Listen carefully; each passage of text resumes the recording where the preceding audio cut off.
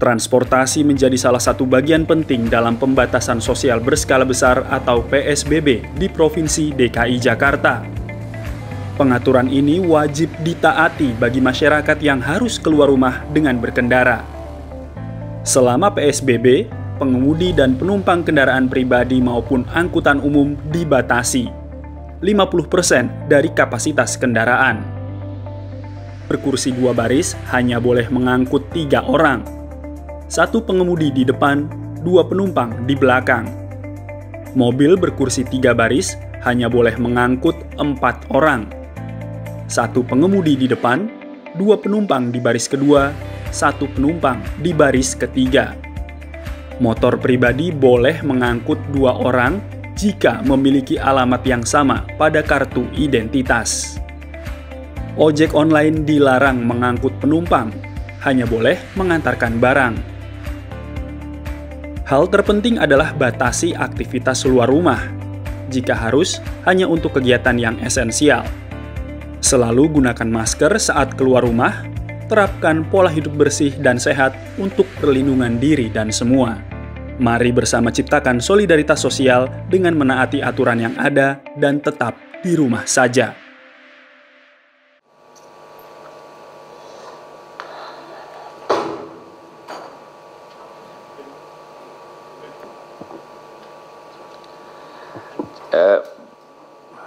Jadi Bapak Ibu sekalian, kalau yang pertama mengenai ini saya rasa kita sudah cukup clear ya soal jadwal-jadwal dan lain-lain. Yang perlu kita samakan di sini adalah mengenai pengendalian wilayah-wilayah yang masih merah ini. Wilayah merah. Jadi wilayah-wilayah masih merah itu kita berharap para wali kota, bupati untuk betul-betul menjadi ujung tombak di dalam pengendalian penularan di tempat Bapak Ibu sekalian masing-masing.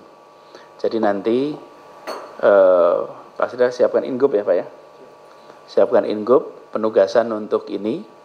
Lalu Bu Kadis Kesehatan untuk para sudin semua memang kerja bersama sebagai satu tim, susun rencananya, susun ukuran-ukurannya, lalu cepet-cepetan dah. Mana yang paling cepat jadi hijau gitu. Ini kan tinggal kita punya waktu, mudah-mudahan sebulan ini bisa lebih terkendali. Aspek sosialnya, aspek ekonominya, aspek kesehatannya, 3 itu. Jadi bila kemarin pengendalian kita itu lebih banyak di level provinsi, karena dikerjakan seluruh wilayah. Oh, udah datang ya. Sekarang kita mulai bekerjanya di kota dan kabupaten untuk memastikan bahwa kawasan-kawasan itu aman. Kemudian itu pertama. Yang kedua adalah terkait dengan update rutin. Nanti kita lakukan update rutin, mungkin seminggu sekali, tiap hari Senin, hasil atau progres tiap kota di dalam pengendalian ini. Tiap Senin saja kita lakukan, dan kemudian kita dengar perkembangannya, kita dengar rencananya.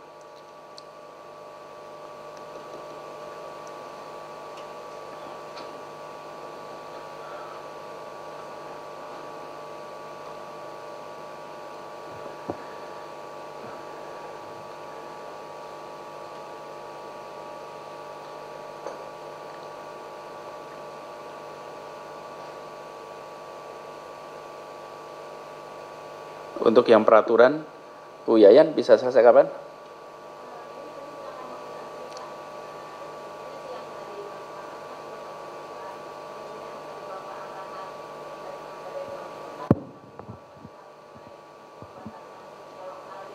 Ya. Ya. Dan di tingkat kecamatan Pak, mungkin untuk monitoring tempat ibadah segala macam kita turunkan ke tingkat kota Pak. Mungkin memang begini. Mungkin biro Dikmental ada nggak di sini? Pak Kasih Raja, bahwa untuk rumah ibadah sosialisasikan mulai hari ini. hari ini ke semua rumah ibadah untuk mengikuti protap. Jadi meskipun belum ada pergubnya, tapi protap ini, Pak, boleh ditayangkan di sini. Ini sudah dipanggil nih penandatanganan sama Pak Mendagri.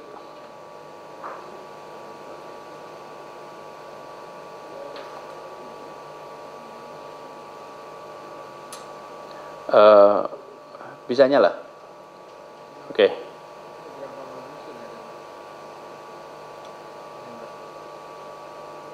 Ya, ya.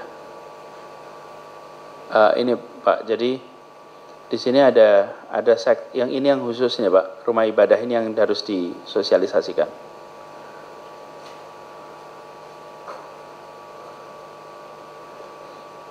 Ini Pak Asisten, nanti minta bahannya dari ini. Jangan dikirim semuanya. Ini Bapak Ibu sekalian, bahan-bahan begini tadi dikirim ke tempatnya para peserta Vicon ini dalam bentuk print out. Kenapa? Karena kita ini tidak tabah dengan informasi. Nggak tabah itu dalam artian sesungguhnya gitu. Betul-betul nggak tahan untuk beritahu orang bahwa saya tahu gitu. Tahu itu makanya saya istilahkan tidak tabah. Tidak tabah itu artinya tidak tahan untuk bilang tidak bisa cerita gitu. Nah, akhirnya saya minta dikirim dan bahkan di print juga begini. Ini tolong nanti Pak Asisten Kesra, prinsip-prinsip ini dipegang, lalu edaran DMI disebarkan. Edaran DMI itu seperti seperti rumusan yang sebetulnya relevan untuk kita. Fatwa sudah ada? Hah? Ya, oke. Segera ada. Jadi rumah ibadah kita bisa lakukan, toh yang lain masih perlu waktu kan ini. Kalau yang lain masih perlu waktu. Tadi masukan mengenai kalau fasilitas olahraga udahlah ini relatif tidak perlu pemberitahuan khusus ini sih. Oke.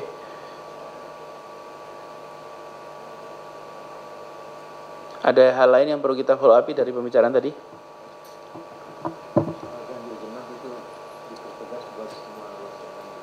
Oh iya, soal ganjil genap ya. Ganjil genap itu pakainya pergub ya?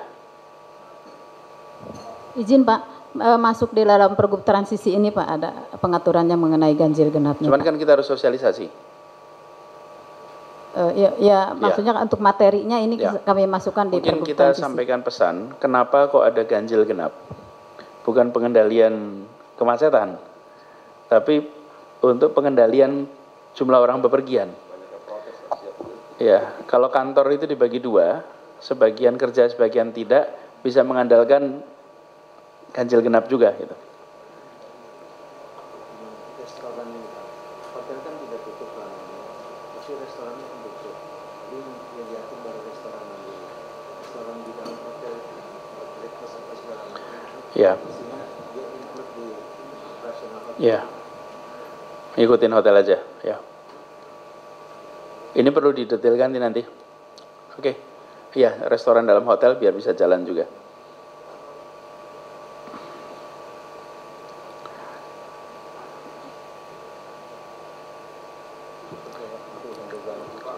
Izin sedikit Pak Gubernur. Oh, silakan Pak. Jadi mungkin yang perlu kita sadari bahwa ini yang paling sensitif, ini kan terjadi euforia. Itu kalau kita lihat di negara lain aja bisa new normal, balik lagi seperti Korea Selatan yang disiplin, Finlandia yang masyarakat disiplin. Bisa dibayangkan sejujurnya kalau mau jujur, kalau saya lihat tadi malam kemarin malam Pak Doni itu sebenarnya kalau ngelihat dia itu sepertinya dia maunya PSBB terus itu. Kira-kira gitulah penangkapan saya pribadi Pak. Kalau Pak Doni sepertinya pengen PSBB terus itu. Mungkin karena dia sebagai kepala gugus tugas gitu. Karena memang betul ini sangat beresiko. Orang kesehatan juga mungkin karena belum yakin, apalagi tadi Bu Dewi menjelaskan angka-angka bagaimana? Iya. Nah, terus di sisi lain kalau pemerintah pusat gitu kan maunya cepet-cepet, orang ekonomi maunya cepet-cepet. Saya kira paling tepat nih Pak kita ngambil bahasa berkah nih dapat judul masa transisi nih, PSBB masa transisi. Ini juga nanti perdebatan di media ini diantaranya kok nggak mau nyebut new normal gitu loh. Sementara dunia nyebutnya normal, pemerintah pusatnya normal, kita masa transisi dan memang perlu dijelaskan. Bukan kita pengen beda sama pusat atau dunia gitu Pak. Ini satu penjelasan yang memang harus kita jelaskan. Kemudian yang kedua yang paling penting juga, jadi tadi saya sampaikan ini kan orangnya akan banyak keluar dan orang nganggap ini pelonggaran. Saya pribadi nyebutnya bukan pelonggaran, justru saya menyebutnya ya kalau bukan perketatan ya lebih tinggi lah. Karena begitu banyaknya orang keluar nanti, sebenarnya potensi penyebaran kan semakin besar logikanya. Jadi sebetulnya penegakannya itu harus ditingkatkan. Apa itu sosialisasi ditingkatkan? Tadi ada 6 sektor tadi, Ibu, Dinkes, peningkatan prasarana, pencegahan, penanganan ditingkatkan, SDM ditingkatkan, regulasinya harus jelas, disiplin kepatuhan warga ditingkatkan, sosialisasi ditingkatkan, penempatan aparat petugas ditingkatkan, penegakan sanksi juga tingkat. Tadi Pak Gubernur betul, ya udah kalau ini mal 2 kali melanggar, udah kita tutup supaya jadi ada shock terapi. Jadi kita nih di sini nih mungkin lebih keras penegakannya dibandingkan ketika masa PSBB. Monitoringnya, evaluasi lebih. Jadi paling tidak 7 item ini lebih kita tingkatkan dan lain sebagainya. Saya kira itu protokol COVID juga. Jadi masyarakat tahu bahwa ini bukan pelonggaran sebetulnya. Ada kesempatan, tapi sebenarnya harus lebih disiplin dan sebagainya. Saya kira itu Pak. Pak, 7 itu ditulis ya Pak nanti Pak? Iya Pak. Jadi memang benar kalau kita di sini lebih panitif barangkali. Kalau kemarin itu kan semuanya dalam tanda kutip dihukum bersamaan. Hukumannya apa? Suruh berhenti semua. Gitu. Kalau sekarang itu diizinkan, tapi kalau melanggar berhentikan. Lalu mengenai penamaan, memang ini harus pesannya sama. Kemarin itu ini Pak, kita berdiskusi nama yang begitu dengar tahu maknanya. Nah ini nama normal baru itu kan banyak yang belum tahu Pak. Kalau aman pasti tahu, sehat tahu, produktif jelas. Jadi jangan kemarin kita pilih untuk gunakan nama itu dan transisi itu sebenarnya untuk mengirimkan pesan bahwa ini bukan fase akhir. Ini transit. Terminalnya mana? Terminalnya adalah aman, sehat, produktif. Itu terminal tuh. Terminal itu ya ujungnya tuh. Kalau ini masa transit. Karena itu kita masih sebutnya transisi. Nah, memang penamaan itu bisa jadi sensitif sih Pak nanti. Bisa jadi sensitif. Tapi asal kita jelaskan dengan baik, Jakarta sebetulnya lebih tepat mungkin begini.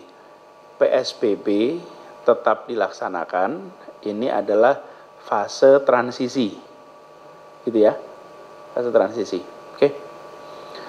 Ini wordingnya harus pas nanti supaya nggak meleset. Bu Kadis Kominfotik mungkin bantu untuk nyiapin bahan komunikasi khususnya untuk kegiatan yang hari Jumat ini Bu, supaya semua seluruh masyarakat tahu persis apa yang harus dikerjakan di hari Jumat, Sabtu, Minggu. Hari Sabtu itu hari besar Hindu ya Pak ya, Pak Askesra? Kapan? Siapa? Oh Hindu. Jadi kebetulan ini umat Hindu bisa menyelenggarakan Jumat malam, umat Islam Jumat siang, umat Kristen hari Minggu. Jadi ini paketnya lengkap Pak. Saya Vicon sajalah mungkin. Ya, kalaupun ngumpulin Vicon daripada ngatur langsung semuanya. Oke. Baik, kalau gitu Bapak Ibu sekalian, kita akhiri pertemuan ini. Terima kasih banyak. Mudah-mudahan ini berkah buat semuanya ya. Ini langsung fase baru nantinya.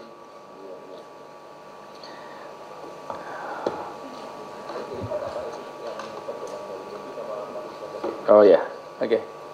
Bu Yayan segera ya Bu Yayan. Kita akhiri. Assalamualaikum warahmatullahi wabarakatuh.